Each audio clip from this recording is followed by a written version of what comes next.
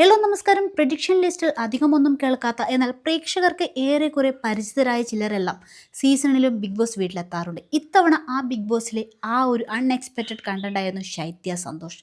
Mini സ്ക്രീനിൽ പ്രേക്ഷകർക്ക് സുപരിചിതനായ മുഖമാണ് ശൈത്യയുടേത്. കോമഡി സ്റ്റാർ എന്ന പരിപാടിയിലെ സ്കിറ്റുകളിലൂടെയാണ് ശൈത്യയെ പ്രേക്ഷകർ ആദ്യം ശ്രദ്ധിക്കുന്നത്. വൈകാതെ നിരവധി സീരിയലുകളുടെ ഭാഗമായും ശൈത്യ എത്തി. കഴിഞ്ഞ ആഴ്ചത്തെ എലിമിനേഷനിലാണ് ശൈത്യ ബിഗ് ബോസിൽ നിന്നും പുറത്തായത്. ഇപ്പോഴിതാ ബിഗ് ബോസിൽ നിന്നും പുറത്തായതിനു ശേഷം ശൈത്യ എത്തിയ പ്രതികരണങ്ങളാണ് ശ്രദ്ധിക്കപ്പെടുന്നത്.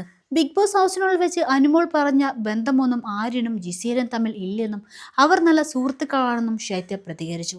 അനുമോൾ കള്ളത്തരം പറഞ്ഞതാണോ എന്ന കാര്യം തനിക്ക് അറിയില്ലെന്നും താനൊന്നും കണ്ടിട്ടില്ലെന്നും ശൈത്യ പ്രതികരിച്ചു. 100 ദിവസത്തേക്കുള്ള വസ്ത്രങ്ങൾ എടുത്താണ് ബിഗ് ബോസിലേക്ക് പോയതെന്നും ശൈത്യ പറഞ്ഞു.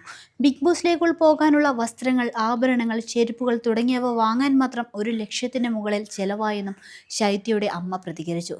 നൃത്തത്തിലൂടെയാണ് ശൈത്യ അഭിനയ രംഗത്തേക്ക് എത്തുന്നത്.